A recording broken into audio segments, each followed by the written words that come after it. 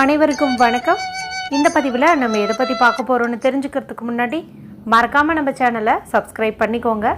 கூடவே பெல் பட்டனையும் கிளிக் பண்ணிவிட்டு ஆளுங்கிற ஆப்ஷன் கொடுத்துட்டிங்கன்னா நான் போடுற வீடியோக்கள் எல்லாமே மிஸ் ஆகாமல் நோட்டிஃபிகேஷனில் வந்துடும். இந்த பதிவு மிக மிக முக்கிய பதிவு, அனைவரும் தெரிந்து கொள்ள வேண்டிய ஒரு அவசிய பதிவு அப்படின்னே சொல்லாங்க. நம்மளுடைய வாழ்க்கையில் தீராத பல பிரச்சனைகள் இருந்தாலும் சீக்கிரமாக ஒரு பிரச்சனை தீரணும் அப்படின்னு நம்ம நினைக்கிறோம் அப்படின்னா அது என்ன அப்படின்னு பார்த்திங்கன்னா பண கஷ்டம்தான். இந்த பணம் எல்லாரையுமே பாடப்படுத்துது அப்படின்னே சொல்லலாங்க. இது எல்லாருக்குமே தேவையான சமயத்தில் தேவைக்கு கிடைக்குதா அப்படின்னு பார்த்திங்கன்னா அந்த மாதிரி கிடைக்கிறது இல்லை.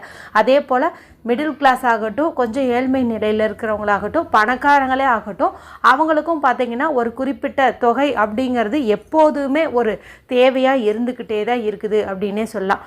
அப்படி தீரவே தீராதுன்னு நினைக்கிற பண கஷ்டத்தையும் தீர்க்கக்கூடிய ஒரு அற்புதமான முறை குறித்து தான் இந்த பதிவில் நம்ம பார்க்க போகிறோம். ஒரு சில விஷயங்கள் இருக்குது. அட இதுக்கா இவ்வளவு சக்தி, இதுவா நம்மளுக்கு இவ்வளவு பலன் கொடுத்தது அப்படிங்கிற மாதிரி எல்லாம் ஆச்சரியப்படும் வகையில் நடத்தி காட்டிடும்.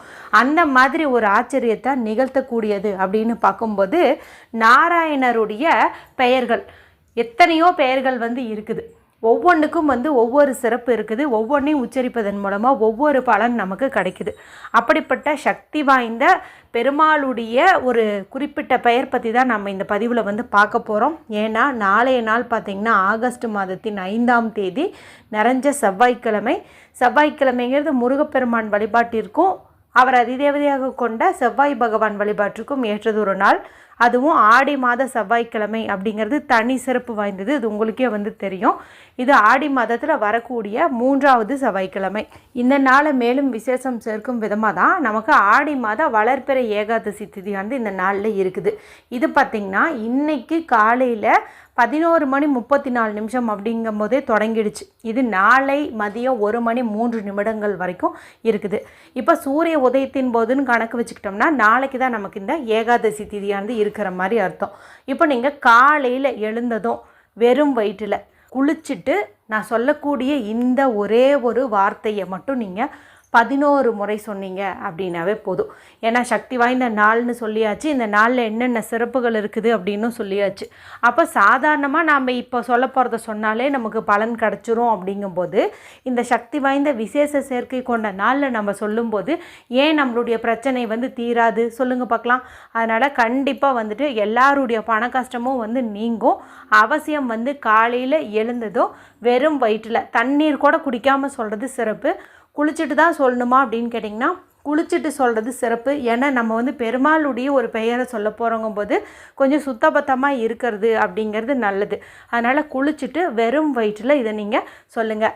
நீங்கள் சொல்ல வேண்டிய அந்த பெயர் என்ன அப்படின்னு பார்த்தீங்கன்னா ஸ்ரீதரன். ஸ்ரீதரன் ஸ்ரீதரன் இதை நம்ம ஸ்ரீதரன் அப்படின்னு சொல்லாமல் ஓம் நமோ ஸ்ரீதராய நமக, ஓம் நமோ ஸ்ரீதராய நமக, ஓம் நமோ ஸ்ரீதராய நமக அப்படின்னு சொல்லுங்கள். இந்த நாளில் எப்போதுமே ஓம் நமோ பகவதே வாசுதேவாய அப்படின்னு தானே சொல்லுவோம்.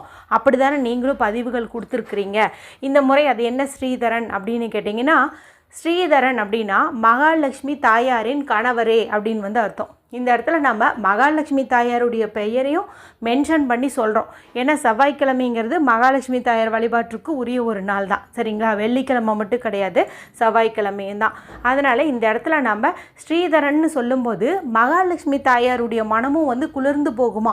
ஏற்கனவே அவங்க எங்கே பெருமாள் வழிபாடு செய்கிறாங்களோ அவங்க கூப்பிடாமையே வருவாங்கன்னு சொல்லுவாங்க.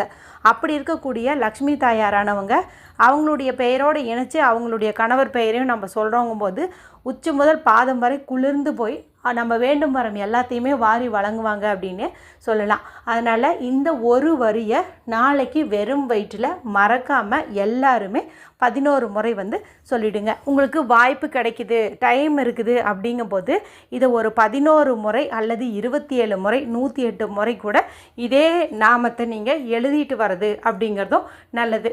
நாளைய நாளில் உங்களுக்கு பெருமாள் கோவிலுக்கு போகக்கூடிய பாக்கியம் கிடச்சிச்சின்னா மறக்காமல் துளசி இலைகள் வாங்கிட்டு போயிட்டு கோவிலில் கொடுங்க. அங்கே கோவில் அர்ச்சகர் கொடுக்கக்கூடிய அந்த துளசி இலை பிரசாதம் இருக்கு இல்லையா, அதை நீங்கள் எடுத்துகிட்டு வந்து வீட்டில் பீரோவில் பணம் வைக்கக்கூடிய இடத்துல, நகை வைக்கக்கூடிய இடத்துல வந்து வைங்க.